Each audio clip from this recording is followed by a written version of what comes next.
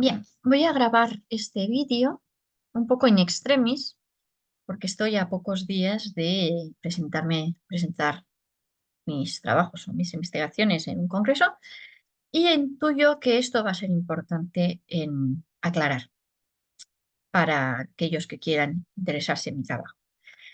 Uno de los trabajos o el trabajo que en teoría presento en este congreso es en torno a una revisión sistemática que hice de no me acuerdo, el perceptual reasoning como posible endofenotipo en realidad de la psicosis. Ahora bien, en el Congreso voy a explicar qué es el perceptual reasoning, o lo voy a intentar y por qué es tan importante.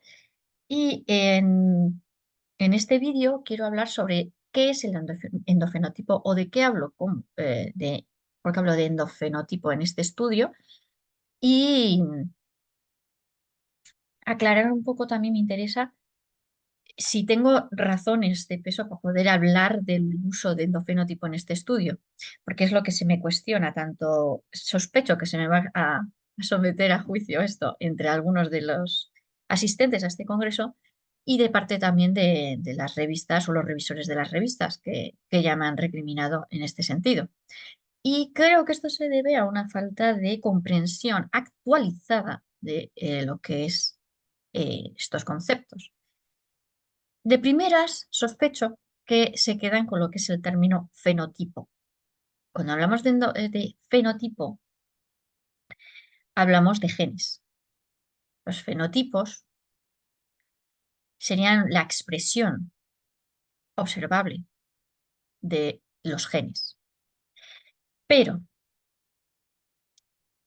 ¿es correcto entonces utilizar el término endofenotipo en un estudio que claramente no tengo ninguna intención de acercarme siquiera someramente a la genética, a asumir que hay unos genes específicos para hablar de esto y utilizarlos, esos genes, a través de una expresión de estos para poder decir de hacer una evaluación preventiva de la esquizofrenia? Eso es lo que me interesa aclarar, que eso no es en donde yo estoy trabajando y hasta qué punto es correcto lo que yo estoy haciendo o no es para lo que estoy grabando este vídeo. Entonces, vamos a entrar un poco en materia. ¿En qué me baso yo para hablar del concepto endofenotipo? Primero de todo, a mí lo que me invitó, me motivó a reflexionar sobre este tipo de conceptos es en torno a la vulnerabilidad. Yo soy neuropsicóloga, también soy psicóloga, psicoterapeuta sería más bien como me considero, psicóloga cognitiva quizás también, porque ya me estoy especializando, quiera o no quiera. Yo lo que quiero es llegar al meollo del asunto de por qué se nos va eh, un poco, ¿no? La mente se nos da la fuga y a veces de una manera casi sin retorno, ¿no? O sin retorno directamente. El caso es que esta vulnerabilidad a mí me raya mucho. Me deja el cerebro ahí dándole vueltas al asunto. Por ejemplo, también en el tema del envejecimiento, que es otra de las cosas donde trabajo, o intento trabajar. Tengo pendiente todavía un trabajo de la reserva cognitiva, un concepto que no se trabaja demasiado. Creo que hay bastantes conocimientos a este respecto, pero ahí también está el factor vulnerabilidad, porque unos envejecen también y otros no. De la misma manera podemos preguntarnos por qué algunos tienen la mente tan frágil y otros no.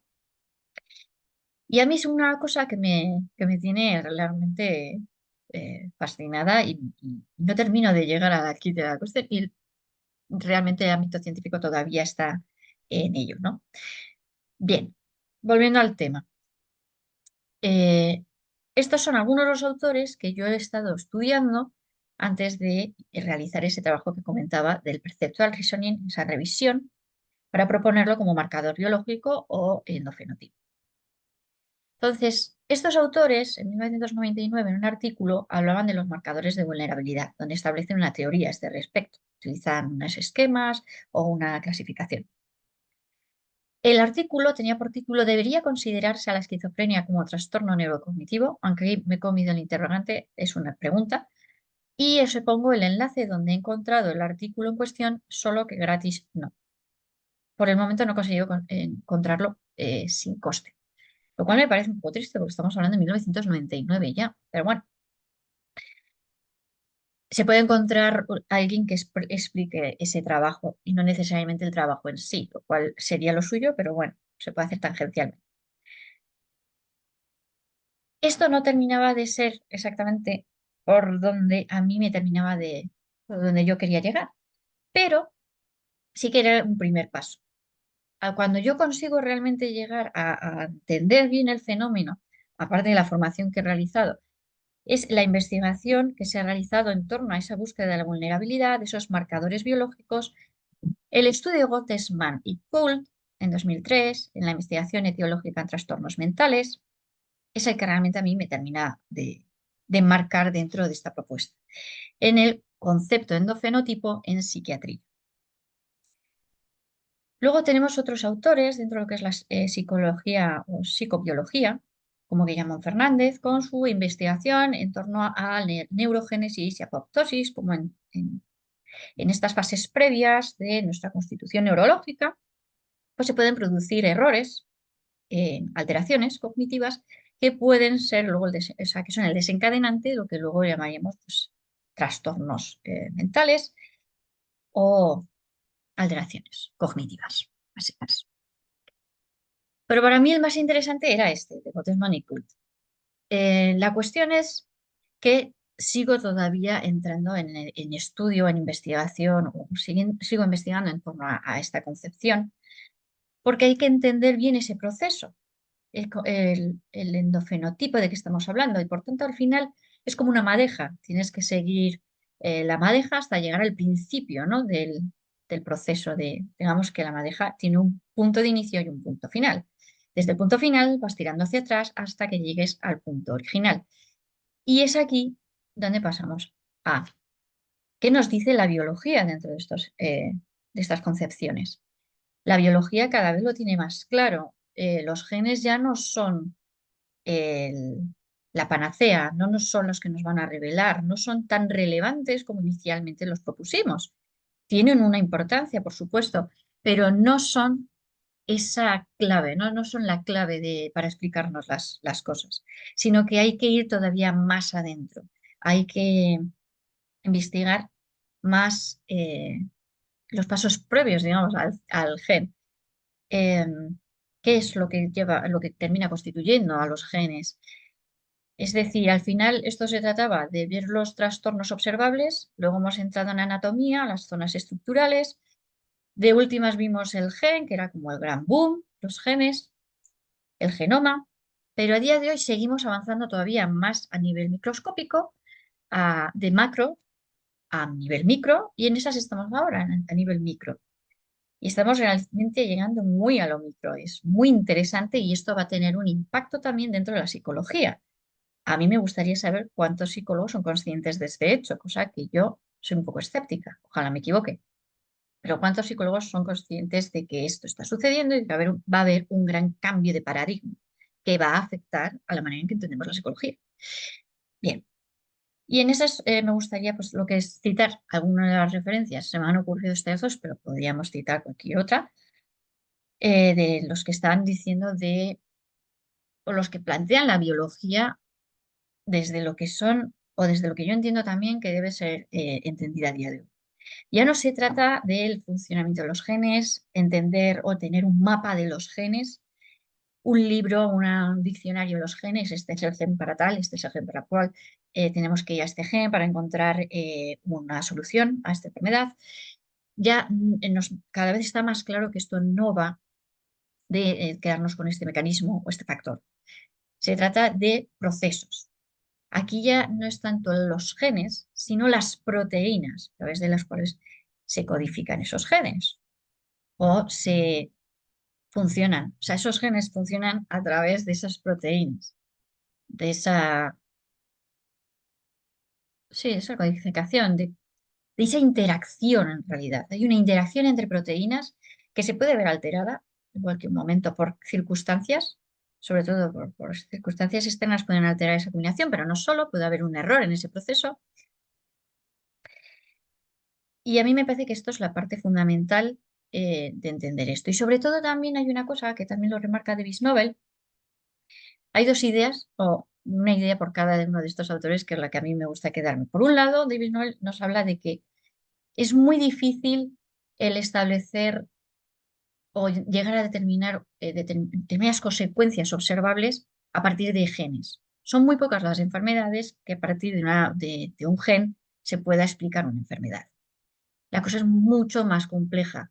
En conjunto, el fenómeno en torno a la biología, a la vida y en concreto a la vida humana es muchísimo más complejo que quedarnos con este gen o este otro, sino que es una cuestión más de la interacción entre genes, que a su vez en realidad supone la interacción entre proteínas, en cómo actúan y las consecuencias que esto puede llegar a tener. La cuestión son los procesos. Siempre al final, en distintos campos de la ciencia, la clave siempre termina siendo la misma, los procesos. Tanto en biología como en psicología cognitiva, la clave está en los procesos. Pero también cuando hablamos de terapia, en terapia la clave no es tanto intervenir con tal o tal factor, sino el proceso. No podemos quedarnos con simplificar la cuestión a esto o aquello, sino el proceso en un conjunto de condiciones que entran en juego. Por otro lado, me gusta mucho también la reflexión que realiza César Menor en una entrevista en Charlas de Ciencia, en donde establece que la vida se establece a base de mecanismos muy simples y se recombinan, ¿no? Es la combinación entre diferentes piezas que cada vez va haciéndose más compleja. ¿Y a mí por qué me gusta esta teoría? Porque cuando hablamos de psicología, cuando hablamos de los problemas en terapia o cuando hablamos de los problemas en la cognición, en alteraciones cognitivas, esto al final es como si dijéramos, un reflejo de los primeros estadios dentro de la biología, de cuando surge la vida. Se recombinan desde unos mecanismos sencillos de montaje, entre comillas sencillos también, y eso luego va haciéndose cada vez más complejo, pero el mecanismo de base sigue siendo sencillo, simplista, de base. Esto me gustaría invitaros a que recurráis a esa entrevista de que el propio César Menores habla de esto y seguro que con mejor criterio que lo estoy haciendo yo. Pero sí que sigue siendo la base, constitutivo, sigue siendo la misma. Entonces, cuando vemos el fenómeno en psicología, yo creo que es muy importante tener este tipo de ideas presentes dentro de la biología. Pero no solo la biología, porque a nivel microbiología nos estamos encontrando con cosas muy interesantes, como decía antes, tanto desde estas investigaciones como desde otros campos de la ciencia o incluso dentro de la propia microbiología. Lo que pasa es que no quiero hacer esto más largo o más complicado, sino quedarme con algunas ideas para que podamos ser conscientes de que se está produciendo ahora mismo pues una revolución. A mí me emociona, yo creo que la mayoría debemos verlos así, como algo emocionante, no como algo que vaya a poner en peligro los pilares de la psicología en cada una de sus diferentes especializaciones. Está puestos estos autores en orden de más reciente a más antiguo, como se puede comprobar, porque supongo que si hay alguno que está familiarizado con la biología, pues Lynn Margulis pues no suele ser una gran referencia o ser muy nombrada, pero sí que tuvo una propuesta muy importante y hace bastante tiempo. Lynn Margulis lo que me interesa hablar es de una concepción que no termina a ser exactamente lo mismo, pero sí que recuerda mucho el endofenotipo al planteamiento de Margulis, que nunca me sale el nombre y siempre me tengo que contar la chuleta. Endosimbiosis. Y esto, como es infinitamente más complejo de lo que a mí me gustaría hacer o presentar inicialmente en este vídeo, pues quizás si encuentro que es pertinente o alguien me hace ver que lo es, pues puedo hacer un vídeo en torno a esto, aunque insisto que yo no soy bióloga, pero sí que entiendo que es mi obligación para ser una gran profesional dentro del ámbito de la psicología, medianamente entender de estas cuestiones. Y me parece que además las asunciones de Margulis, si bien necesitaron ser actualizadas, es decir, no era perfecta, sí que apuntaba a una serie de condiciones dentro del funcionamiento de los mecanismos de la biología a nivel microscópico que siguen reverberando en los modelos a diario.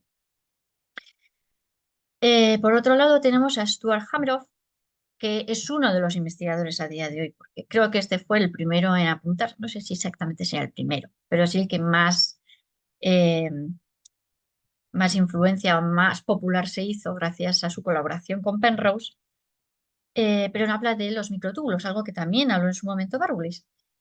Y cómo esto puede ser un cambio de perspectiva que apunta a nuevos paradigmas, a nuevas formas de estudiar la cuestión de los procesos o las alteraciones que se pueden producir a nivel cognitivo o simplemente también a la hora de cómo se produce esa bioquímica dentro de esa comunicación neuronal, pero es que ya no es ni dentro de la comunicación neuronal, sino dentro de la comunicación celular.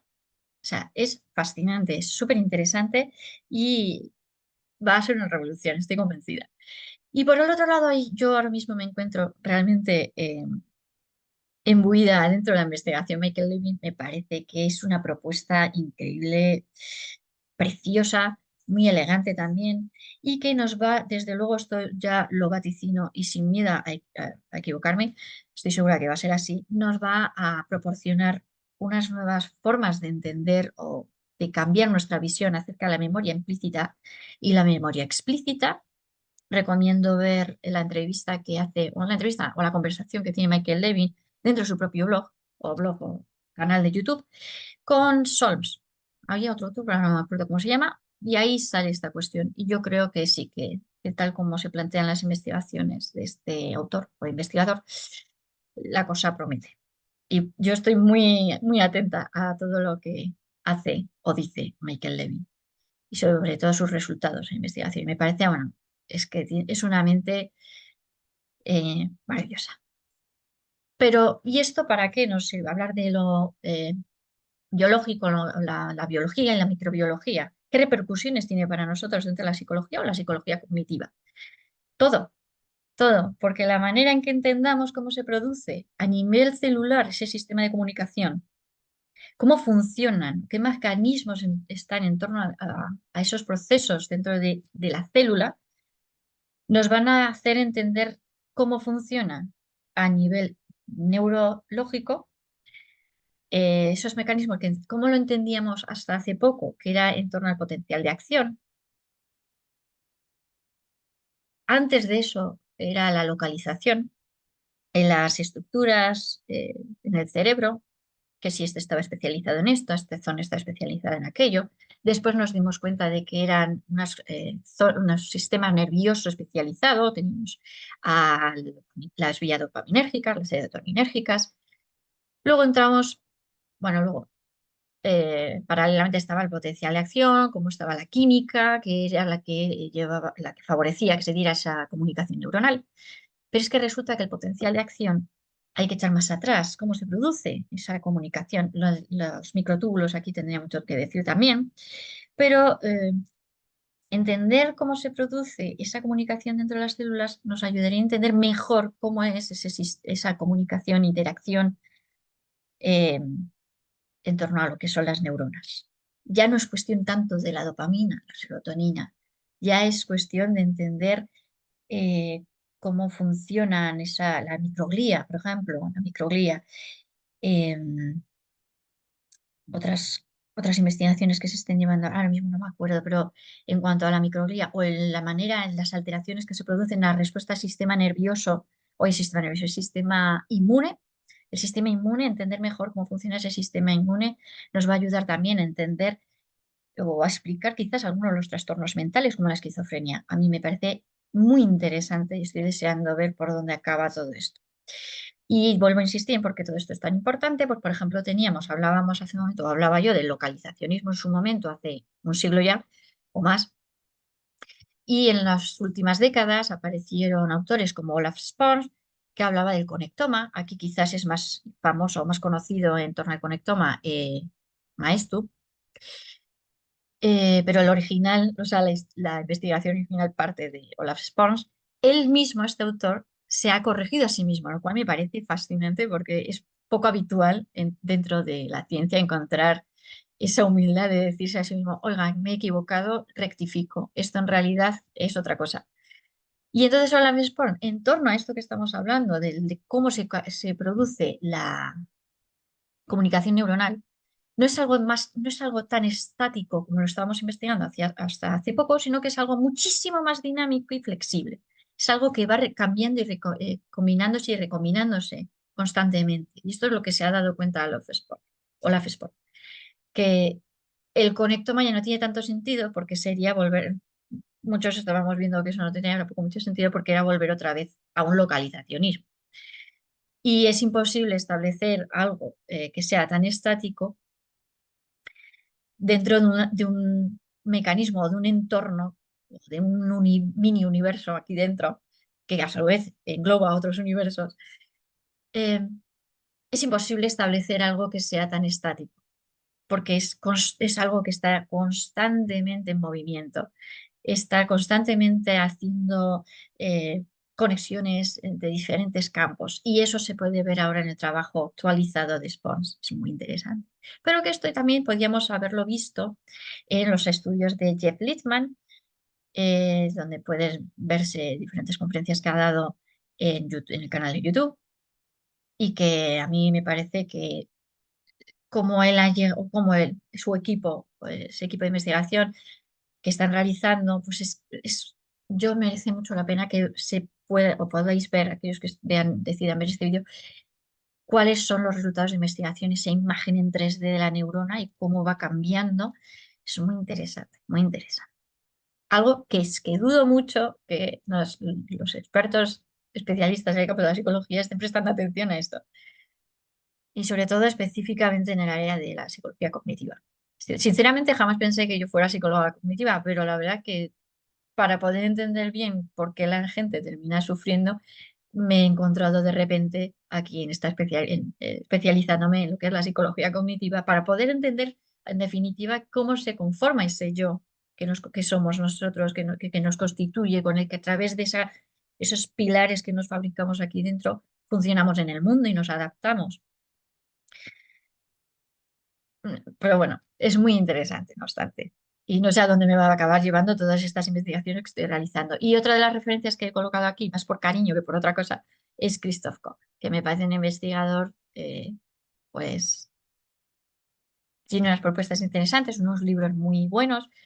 Puedo estar más de acuerdo o menos en desacuerdo, pero también tiene una manera de entender la conciencia que, bueno, a mí me sirve un poco como reflexión. La verdad, tengo como una referencia con la que establece conmigo misma contraargumentaciones también. Y por mi parte nada más, eso es todo. Esto es lo que quería aclarar en torno al endofenotipo. En definitiva, a mí lo que me interesaba es que se entienda que cuando hablo del endofenotipo, ya no podemos prestar atención a unos puzzles llamados genes, que son los que terminan conformando en un conjunto una imagen, que es la imagen que tenemos del cerebro. Esto es algo muchísimo más complejo, es muchísimo más flexible, mucho más dinámico. El concepto de endofenotipo, tal y como se está manejando, porque no solo lo manejo yo, sino que se está manejando por parte de otros investigadores o autores, es entender que en esa recombinación, ya sea proteica, ya sea, si queréis, genética, en esa constitución de esos procesos cognitivos, se produce una alteración cognitiva en algunos casos, y esas alteraciones cognitivas luego pueden ser observadas a través de la conducta generalmente o del funcionamiento principalmente, y eso es lo que yo quiero o lo que yo llamo, y no solo yo insisto, que esto es, hay otros investigadores que apuntan a entenderlo de la misma manera, que es esas alteraciones que podemos observar después en el funcionamiento, en la ejecución cognitiva en definitiva, es lo que yo quiero, a lo que me quiero referir en ese endofenotipo de la psicosis, ese planteamiento de eh, propuesta de biomarcador a través de las alteraciones cognitivas, que yo entiendo que es en los primeros estadios, estadios de ese procesamiento cognitivo inicial del individuo, que luego repercute en la manera en que aprende o asimila la información, y es lo que posteriormente podemos ver como diferentes tipos de alteraciones cognitivas, véase autismo, véase eh, esquizofrenia o depresión o similares. Cualquier tipo de alteración que podemos observar que parecen ser distinguibles es porque se producen diferentes tipos de alteraciones en procesos previos, muy previos, que condicionan luego la manera en que se asimila esa información. Eso es a lo que yo me refiero con el endofenotipo, eso es lo que yo quiero que se entienda, que cambiemos la perspectiva hacia esa alteración de esos procesos cognitivos y ver cómo la manera en que se afronta son lo que nos van a dar las nuevas pistas desde biomarcadores, esa concepción de biomarcadores, para interpretar los trastornos, diferentes trastornos o alteraciones cognitivas. Cosa que se puede hablar de esos trastornos cognitivos, como también podemos ver el deterioro cognitivo que sucede también en el Alzheimer. Cosa que ahí ya estaríamos, ya no sería tanto en las fases previas, sino que esto ya sería en las fases posteriores, en ese deterioro cognitivo o la clásica el clásico deterioro cognitivo que todos sufrimos porque estamos en proceso de, bueno, esto es la entropía, pero ahora mismo no me sale explicarlo a nivel psicológico. Quiere decir, así como una flor se marchita, nosotros también nos marchitamos y eso es lo que podemos ver luego en el envejecimiento. Pero es muy interesante porque hay muchas alteraciones que se pueden ver en envejecimiento que coinciden con alteraciones que podemos observar en esquizofrenia. Y eso es a mí una de las cosas que me interesa manejar en paralelo.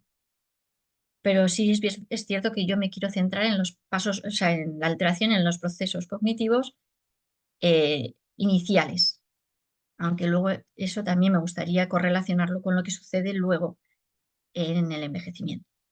Espero que haya quedado claro y cualquier duda podéis poneros en contacto a través de YouTube o estoy en LinkedIn también y en Gmail, lo que se viene grande, @gmail.com. Y estaré encantada de debatir sobre este tema y de incorporar nuevos vídeos que puedan aclarar mejor esta concepción, así como cualquier otro. Y nada más. Muchas gracias.